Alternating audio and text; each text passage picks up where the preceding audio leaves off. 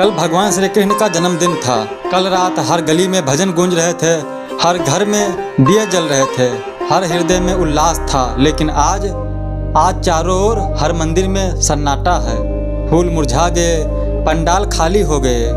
क्या भगवान श्री कृष्ण केवल एक दिन के लिए आते हैं? क्या उनका जन्म केवल उत्सव भर का है, या हर साल यह पर्व हमें संदेश देने आता है? जब दीपक बुझते हैं तो असली सवाल जलता है, क्या हमने भगवान श्री कृष्ण को केवल मूर्तियों तक ही सीमित कर दिया, या भगवान श्री कृष्ण आज भी हमारे कर्मों, हमारी सोच और हमारी जीवन में जीवित हैं? भगवान श्री कृष्ण का जन्म केवल कोई साधारण घटना नहीं था, यह अधर्म पर धर्म की विजय का प्रतीक था।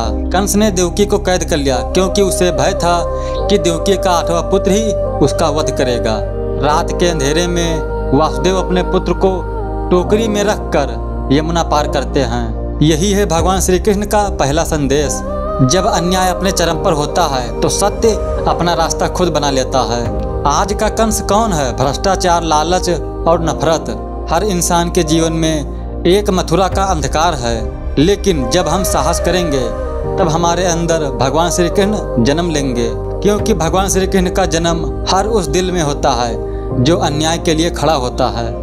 गीता में भगवान श्री कृष्ण ने कहा है, यदा यदा हि धर्मस्य ग्लानिर्भवति भारतः अभ्युत्थानम अधर्मस्य तदात्मानं सृजाम्यहम्। अर्थात जब भी धरती पर अधर्म बढ़ेगा तब तब मैं आऊँगा। कृष्ण का जीवन केवल इतिहास नहीं, ये आज भी हो रहा है हर उस व्यक्ति में जो सच और धर्म का पालन कर रहा है। भगवान श्री कृष्ण ने अर्जुन को ज्ञान दिया, केवल युद्ध के लिए नहीं बल्कि जीवन जीने के लिए। गीता का सार यही है कि हम अपने जीवन के कर्मों से भाग नहीं सकते। हर परिस्थिति में धर्म और न्याय का पालन करना ही असली विजय है। कर्मयोग का यही संदेश है, कर्म करो, फल की चिंता ना करो। जीवन में हम हर दिन हर छोटे बड़े निर्णय करते हैं। कर्म ही हमारा धर्म है और कर्म को बिना किसी आसक्ति के करना सबसे बड़ी भक्ति है। कर्मण्येवाधिकारस्ते मा फलेषु कदाचन मा कर्म फल हेतु भूर्मा ते संगोऽस्त कर्मणि।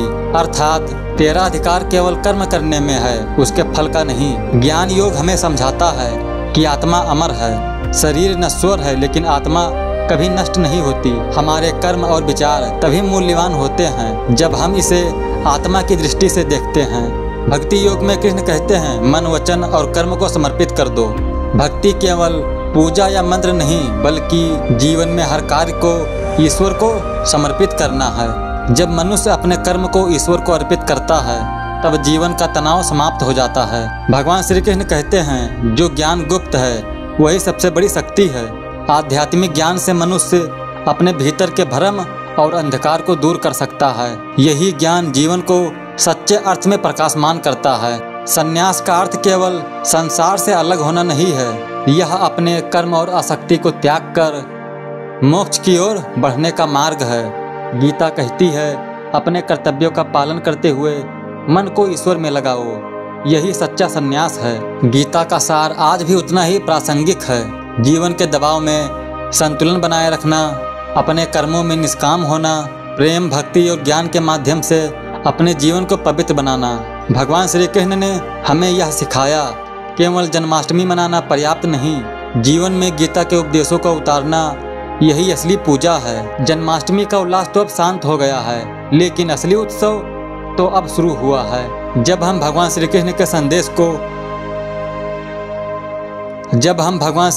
संदेश को अपने जीवन में उतारते हैं, भगवान कृष्ण कहते हैं, धर्म, भक्ति और ज्ञान का पालन केवल एक दिन के लिए नहीं बल्कि जीवन भर करना चाहिए। आज का युग कलयुग जल्दी में, तनाव में और भ्रम में है, लेकिन कृष्ण और गीता का संदेश आज भी उतना ही प्रासंगिक है। तो भाई, कृष्ण जन्मोत्सव केवल झूला झुलाने, मिठाई बांटने या गीत गाने का उत्सव नहीं है।